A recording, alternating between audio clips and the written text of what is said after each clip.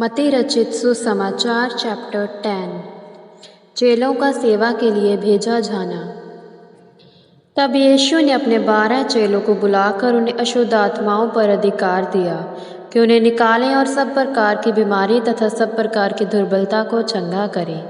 अब 12 प्रेरितों के नाम ये हैं। पहला शमौन जो पतरस कहलाता है और उसका भाई अंद्रयास, जब्दी का पुत्र याकूब और उसका भाई यूहन्ना, फिलिपुस, बरतुलमै, थोमा और चुंगी लेने वाला मत्ती, हल्फै का पुत्र याकूब और तवै, शमौन कनानी और यहूदा इस्करियोती जिसने उसे पकड़वाया भी था।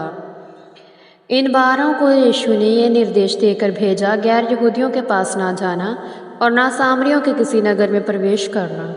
इसके अपेक्षा इस्राएल के घराने की खोई भेड़ों के पास जाना और जाते हुए तुम प्रचार करके कहना, स्वर्ग का राज्य निकट आ गया है। बीमारी को चंगा करो, मृतकों को जिलाओ, कोढ़ियों को शुद्ध करो, दुष्ट आत्माओं को निकालो। तुमने मुफ्त पाया है, मुफ्त में दो। अपनी कमर की अंटी में ना सोना, न चांदी न तांबा रखना और ना यात्रा के लिए झोली, यहाँ तक कि ना 2 कुर्ते और ना जूती और ना लाठी लेना, क्योंकि मजदूर अपने भोजन का अधिकारी है। जिस किसी नगर या गांव में तुम प्रवेश करो तो पूछताछ करो कि वहाँ योग्य कौन है और विदा होने तक वहीं ठहरो। जब तुम उस घर में प्रवेश करो तो शांति की आशीष दो। यदि वह घर योग्य हो तो तुम्हारी शांति उस पर बनी रहेगी, परंतु यदि ना हो तो शांति का तुम्हारा अभिवादन तुम्हारे पास लौट आएगा। जो कोई तुम्हें ग्रहण ना करे और ना तुम्हारी बातों पर ध्यान दे तो उस घर या नगर से जाते समय अपने पैरों की धूल झाड़ डालना।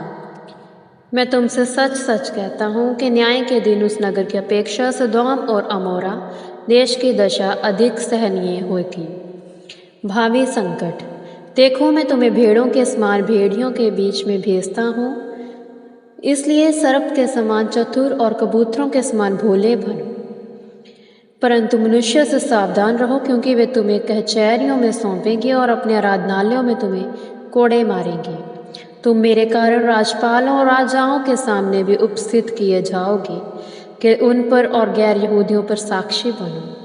परंतु जब वे तुम्हें पकड़वाएं तो चिंतित ना होना कि हम क्या और कैसे कहेंगे, क्योंकि जो कुछ तुम्हें कहना है वह उसी घड़ी तुम्हें बता दिया जाएगा। क्योंकि बोलने वाले तुम नहीं हो, परंतु ये तुम्हारा पिता का आत्मा है जो तुम में बोलता है।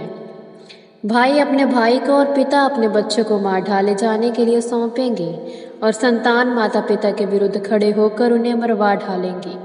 मेरे नाम के कारण सब तुमसे घृणा करेंगे, परंतु जो अंत तक धीरज रखेगा उसी का उद्धार होगा। जब कभी वे तुम्हें इस नगर में सताए तो दूसरे में भाग जाना, क्योंकि मैं तुमसे सच कहता हूँ कि इसके पूर्व के तुम इस्राएल के सब नगरों में फिरना समाप्त करो, मनुष्य का पुत्र आ जाएगा। न चेला अपने गुरु से और न दास अपने स्वामी से बढ़कर होता है।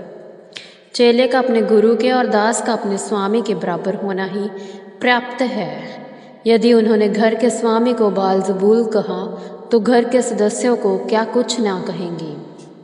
किससे डरें? इसलिए उनसे मत डरो, क्योंकि कुछ ढंका नहीं जो खोला ना जाएगा और ना कुछ छिपा है जो ना जाना जाएगा।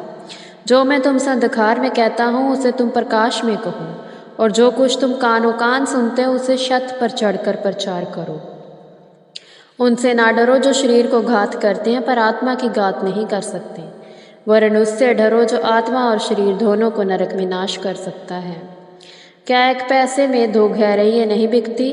फिर भी तुम्हारे पिता की इच्छा के बिना उनमें से एक भी भूमि पर नहीं गिर सकती। तुम्हारे सिर के बाल तक भी गिने हुए हैं। इसलिए डरो मत, तुम बहुत से गौरैयों से भी कहीं अधिक मूल्यवान हो। अतः प्रत्येक जो मनुष्य के सम्मुख मुझे स्वीकार करेगा, मैं भी उसे अपने पिता के सम्मुख जो स्वर्ग में है स्वीकार करूँगा। पर जो मनुष्य के सन्मुख मुझे अस्वीकार करेगा, मैं भी उसे अपने पिता के सन्मुख जो स्वर्ग में है अस्वीकार करूँगा। यह ना सोचो कि मैं पृथ्वी पर मेल कराने आया हूँ। मैं मेल कराने नहीं वरन तलवार चलाने आया हूँ। मैं तो इसलिए आया कि मनुष्य को उसके पिता, पुत्री को उसकी माता और बहू को उसकी सास के विरुद्ध कर दूँ, और मनुष्य के शत्रु उसके घर ही के लोग होंगे। जो मुझसे अधिक अपने माता पिता से प्रेम करता है वह मेरे योग्य नहीं।